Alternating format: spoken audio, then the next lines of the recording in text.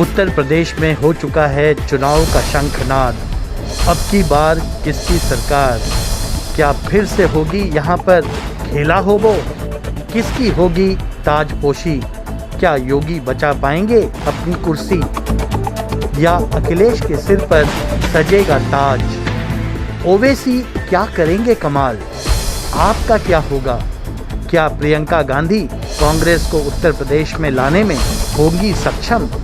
क्या चलेगी मायावती की माया जनता पर? मज़ेदार होगी इस बार उत्तर प्रदेश की चुनावी जंग। क्या होगा मुद्दा? फैसला जनता का। उत्तर प्रदेश की विशेष चुनावी कवरेज मेरा उन नेताओं को खुला चैलेंज है, लगातार न्याय टीवी पर।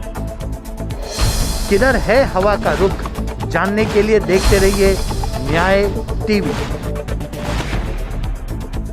भाइयों बहनों, डबल इंजन की सरकार है तो फ्री में गरीब को अन्न भी प्राप्त होगा। डबल डोज राशन, महीने में 2 बार राशन। आज क्षेत्र विकास की एक नई ऊंचाइयों को प्राप्त करना है। क्या 2017 के पहले ब्रज क्षेत्र में बिजली मिलती थी? क्या आती थी? क्या जो लोग बिजली नहीं देते थे, क्या वे लोग फ्री में दे पाएंगे? क्या भारतीय जनता पार्टी की सरकार बनी, पंडित श्रीकांत शर्मा जी मंत्री बने और मार्च 2017 से पूरे प्रदेश के अंदर सभी 75 जनपदों में बिना भेदभाव के हर एक व्यक्ति को बिजली मिल रही है। भाइयों बहनों, सभी लोगों को बिजली, सबको बिजली, पर्याप्त बिजली और निर्बाध बिजली। यही नहीं, आजादी के बाद भी जो गांव विद्युतीकरण से युक्त नहीं हो पाए थे, वहां पर विद्युतीकरण का कार्य हुआ। 1,23,000 से अधिक गांवों में बिजली पहुंचाई गई। 1,43,00,000 गरीबों को फ्री में बिजली के कनेक्शन उपलब्ध करवाए गए। इसमें कोई भेदभाव नहीं किया गया। 43 लाख से अधिक गरीबों के फ्री में मकान बनाए गए। 2,61,00,000 गरीबों के लिए शौचालय बनाए गए।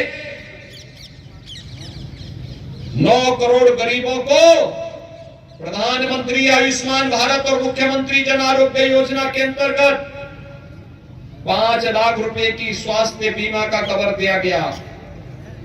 ये पिछली सरकारें भी कर सकती थी, उनके पास फुर्सत नहीं थी। ये पैसा कहां जाता था जो आज इन गरीबों को दिया जा रहा है? 2,54,00,000 गरीबों को 6,000 रुपए सालाना प्रधानमंत्री किसान सम्मान निधि का लाभ मिल रहा है। प्रदेश के 86 लाख किसानों का कर्ज माफ हुआ था। विकास का ये पैसा जो आज ब्रज क्षेत्र ब्रज तीर्थ विकास परिषद के माध्यम से मथुरा, वृंदावन, बरसाना, गोकुल, बलदेव, गोवर्धन, इन सभी तीर्थों के विकास में खर्च हो रहा है। पहले कहां चला जाता था? ये highway, railway, film city, airport, ये पहले भी बन सकते थे। कहां जाता था ये पैसा? भाइयों बहनों, कहीं विकास पे खर्च होता ना, कोई बुरी बात नहीं थी। लेकिन नहीं, ये पैसा विकास पे खर्च नहीं होता था। ये पैसा चला जाता था इत्र वाले मित्र के घर में, इत्र वाले मित्र के घर में। और हम लोगों ने सरकार आने के बाद जब बिजली दी तो एक ऐसा बुलडोजर बनाया जिसमें हमने आर्टिफिशियल इंटेलिजेंस की तकनीक लगा दी। देखो, पिछली सरकार के जितने भी ऐसे धुरंधर थे जो गरीबों का लूटते थे, विकास का लूटते थे, ढूंढ ढूंढ करके उनके ऊपर थोड़ा एक बार चली जाओ। आपने बुलडोजर चलते हुए, बुलडोजर अच्छा लगा ना? कैसे चलता है, धड़ धड़ा के चलता है, उनकी आरसीसी की दीवारों को तोड़ता है और मां लक्ष्मी वहां से प्रकट होकर के फिर से पहाड़ के ढेर लगा देती है नोटों की गड्डी। प्रदेश को लूटा था 5 वर्ष के अंदर, बिना रुके, बिना झुके, बिना थके और बिना डिगे। जिन संकल्पों के साथ 5 वर्ष पहले आपने भारतीय जनता पार्टी को अपना समर्थन और आशीर्वाद दिया था, हम लोग वर्तमान में कोरोना महामारी से जूझ रहे हैं। कोरोना से पूरी दुनिया त्रस्त है, पस्त भी है, लेकिन हम सब इस बारे में जानते हैं कि कोरोना महामारी के दौरान भाइयों बहनों, प्रधानमंत्री मोदी जी के मार्गदर्शन और उनके आशीर्वाद से कोरोना प्रबंधन का कार्य भारत का दुनिया के अंदर सबसे बेहतरीन रहा, जिसमें जीवन और जीविका दोनों को बचाया गया। और देश के अंदर उत्तर प्रदेश ने उस लक्ष्य को तय करते हुए एक बेहतरीन मॉडल दिया, कोरोना में जीवन भी बचाया, कोरोना में फ्री में टेस्ट, फ्री में उपचार, फ्री में वैक्सीन। कितने लोगों ने वैक्सीन ली है? यहाँ पे वैक्सीन कितने लोगों ने ली है? आप सब कहते थे मोदी वैक्सीन है, भाजपा का वैक्सीन है। इसी भाजपा के वैक्सीन ने, इसी मोदी वैक्सीन ने देश की 135 करोड़ लोगों को कोरोना महामारी से बचाया है। और जितने लोगों ने ये वैक्सीन लिया है, इतना वोट तो बीजेपी को पड़ ही जाएगा ना? सहमत है ना? अगर यहां उन लोगों पर तमाचा मारना है जिन लोगों ने दुष्प्रचार किया है, ये 2 लड़कों की जो जोड़ी आई है ना, ये 2 लड़कों की जोड़ी, एक लखनऊ में बैठा था, एक दिल्ली में। लखनऊ वाला दंगा करा रहा था और दिल्ली वाला तमाशा देख रहा था। फिर से गुमराह करने के लिए आ गए हैं। और इसलिए भाइयों बहनों, मैं आप सबको एक बार फिर से आगाह करने के लिए आया हूं। आज प्रदेश में बेटी सुरक्षित है, हर बहन, हर माता अपने को सुरक्षित महसूस कर सकती है। प्रदेश में एक सुखद वातावरण देने का प्रयास किया है। विकास तेजी के साथ आगे बढ़ रहा है और उस प्रक्रिया के साथ आपको जोड़ने के लिए कि डबल इंजन की भारतीय जनता पार्टी की सरकार ने जो इस सुखद अवसर प्रदेशवासियों के सामने दिया है, इसमें अनवरत ये चलते रहना चाहिए। ये दंगाई, ये माफिया, ये पेशेवर अपराधी, भ्रष्टाचारी शासन सत्ता पे हावी होकर के विकास के पैसे को हड़प लेते थे, ये रुकना ही चाहिए, इसको थमना ही चाहिए, इस पे लगाम लगाए ना ही चाहिए। और इसीलिए आज हम सब आए हैं आपसे कहने के लिए, समाजवादी पार्टी या बहुजन समाजवादी पार्टी के कोई विकास का कार्य ब्रज क्षेत्र में दिखाई देता है क्या? नहीं। हमारे समय में तो यहाँ पे वैष्णो कुंभ भी हुआ था। वैष्णो कुंभ के लिए कोरोना था, इतना भव्य वैष्णो कुंभ हुआ था। ब्रज तीर्थ विकास परिषद के सानिध्य में यमुना मैया के तट पर सभी संतों का आशीर्वाद प्राप्त हुआ था और इतना भव्य कुंभ, दिव्य कुंभ, यहाँ के कुंभ के बाद तो लोगों ने कहा कि वाह कुंभ, ये सबके मुंह से फूटा था, यही शब्द, यही आशीर्वाद निकले थे।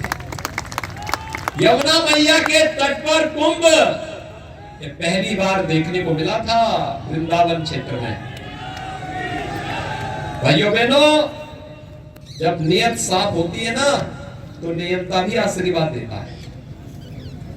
कैसे मां यमुना ने और मां के बिहारी ने कैसे आशीर्वाद दिया था?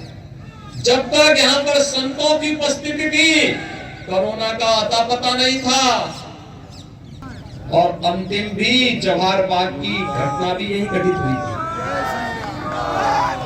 हुआ था ना। और केवल वहीं पे नहीं हुआ था, मुजफ्फरनगर का दंगा कई महीनों तक चला, हजारों लाखों लोगों को घर छोड़ करके भागना पड़ा था, व्यापारिक प्रतिष्ठान जलाए गए थे, कब्रिस्तान के अलावा कहीं विकास नहीं हुआ। कब्रिस्तान की बाउंड्री वाल उन्होंने बनाई थी, बाकी कुछ नहीं किया था। कब्रिस्तान के अलावा क्या कहीं समाजवादी पार्टी का विकास दिखाई देता है क्या? तो फिर उन लोगों को यही बोलने की आवश्यकता है, कोरोना में गायब थे, जब सत्ता मिली तो सत्ता का उन्होंने दुरुपयोग करके लूट खसोट की, विकास के पैसे को सड़क पर, बिजली पर, पानी पर, तीर्थ स्थलों के विकास पर लगाने की बजाय उस पैसे को उन्होंने कहां लगाया था? सैपई में, कब्रिस्तान की बाउंड्री पे लगाया था। तो बोलो वोट भी वहीं से ले लो भैया, उनको यही बताने की आवश्यकता है। और इसलिए भाइयों बहनों, मैं आप सबको यही आश्वस्त करने के लिए आया हूं। हाँ, वहां पर बहुत सारे लोग उनको वोट देने के लिए तत्पर हैं, और इसलिए भाइयों बहनों, आज मैं आप सबसे अपील करने के लिए आया हूं। दुनिया की सुंदरतम नगरी के रूप में हमारा एक वर्ग क्षेत्र बने, पूरी मेहनत के साथ हमारे विधायकगण काम किए थे, मंत्री काम किए, श्रीकांत जी ने पूरी मेहनत से की। बिजली की व्यवस्था को कोरोना कालखंड में भी देखिए आप, बिजली लगातार मिल रही है। दुनिया की स्थिति खराब है, लेकिन क्योंकि यहाँ पर प्रधानमंत्री मोदी जी का मार्गदर्शन था तो हम लोग बहुत अच्छे ढंग से इसको आगे बढ़ा दिए।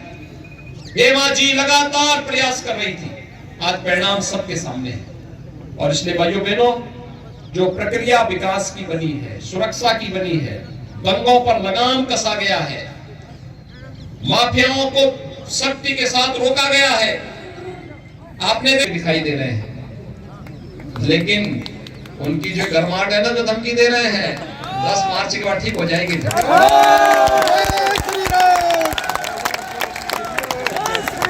मार्च के बाद फिर। इसलिए भाइयों बहनों, आप सबको मैं आश्वस्त करने के लिए आया हूं, विकास थमेगा नहीं, विकास रुकेगा नहीं। और नमामि गंगे परियोजना के बाद अब तो मां यमुना की भी अविरलता और निर्मलता के पर कार्य प्रारंभ होने जा रहा है। उस कार्य प्रारंभ हो गया तो होने जा रहा है।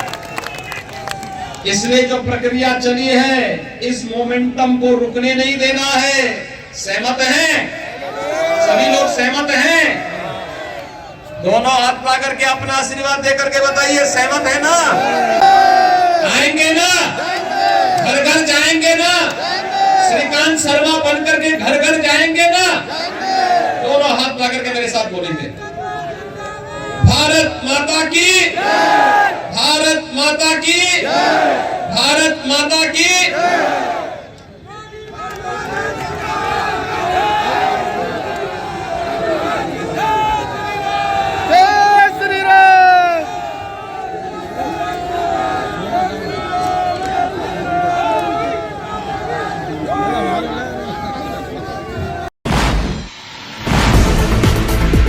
उत्तर प्रदेश में हो चुका है चुनाव का शंखनाद।